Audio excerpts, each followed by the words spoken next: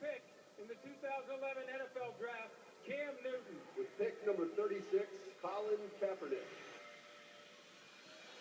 I know what it's going to take to be that elite quarterback. When people say someone's better than me, my goal is to go out and prove them wrong. Kaepernick is gone! He faked out the entire stadium! His play fakes are so good, they make me sound bad. Swaggerific today? Right. You cannot believe the Houdini act by Cam Newton. Wow. I feel I'm very ready for it. I'm going to continue to go hard until I had that Lombardi trophy in my hand.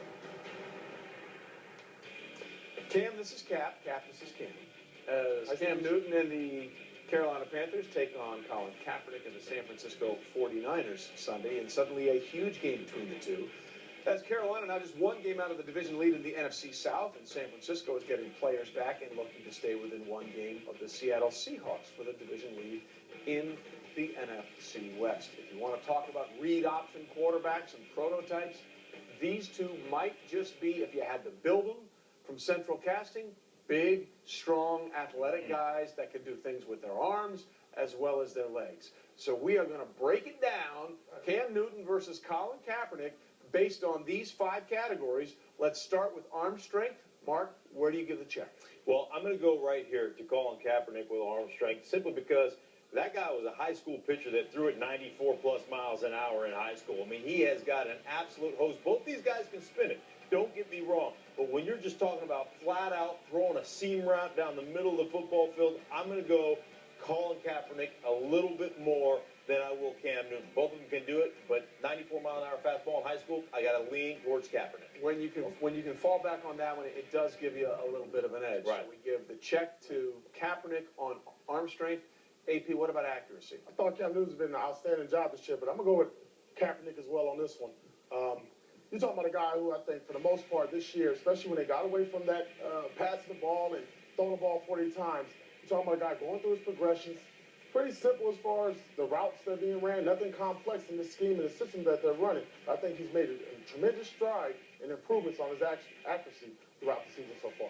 He has, but now listen, Cam turned it over a little bit in the win over the Atlanta Falcons, but he went on a 3 or 4 game stretch where he was completing about 77+% of his passes. So I think what we're trying to say here, there's probably no wrong answer to any of these, but it's interesting to see We're leaning this way how we break it down. But Kaepernick is 2 for 2 right now.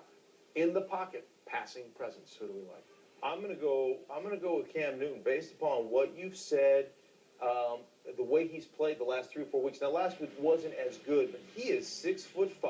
He's 250. He manipulates the pocket well, and he has been deadly accurate over the last 4 or 5 weeks. Last week, he had a little bit of a setback. He had a little bit of a drop back. But I think in the pocket, this guy has got, he's got all those attributes. He is tall. He's 6'5". And the way he's been playing this year so far, I'm going to go a slight edge to Cam Newton in the pocket. Well, you look at that game a couple of weeks ago against the Bucs, I think it was. They're down there by the goal line, and there's a blitzer coming up the A-gap all over him, and he still found a way to get strong and just every week chuck it to Olsen. Every week he avoids people and makes plays. In the pocket. What about outside the pocket, creating an open space? This is tough, right? 2 mobile quarterbacks, but I'm gonna go with Newton on this one as well. I just think, you're talking about a guy, when he gets outside the pocket, you talk about the size, 6'5". Built like a defensive end, strong enough to do it. But Steve Smith and this offense has done an outstanding job that when he moves around in the pocket and gets outside the pocket to find ways to get open, he's making those connections, making those throws. Probably the main reason why they're 5 and 3 at this point. Listen, you talk about the size. He's Ben Roethlisberger's size and runs a 4.6. That's the best way to come up. And he's smart. He doesn't take hits like that. He goes down. He knows when to use it and when not to use it. And then running. Where are we going here? Well, obviously I think Kaepernick is a faster guy, but I look at Cam Newton with the size. As a defensive player, sometimes, man, he just runs over people. And you mentioned it, 6'5", 250. Obviously, he's set all kinds of rookie records for running the football and all those different things, but he has that complete package and the size at the end of it. He can get down, but if he needs that tough yard, this guy will put his being on you and get 3 extra yards. Bigger than linebackers, DBs are scared of him. Yeah, exactly. Bottom line is, rookie year, he did set the record for most rushing touchdowns ever by a quarterback. A big guy. We'll see what happens Sunday in San Francisco when these two get together. Speaking of running, when we continue on this edition of NFL Live, one of the craziest plays we've ever seen.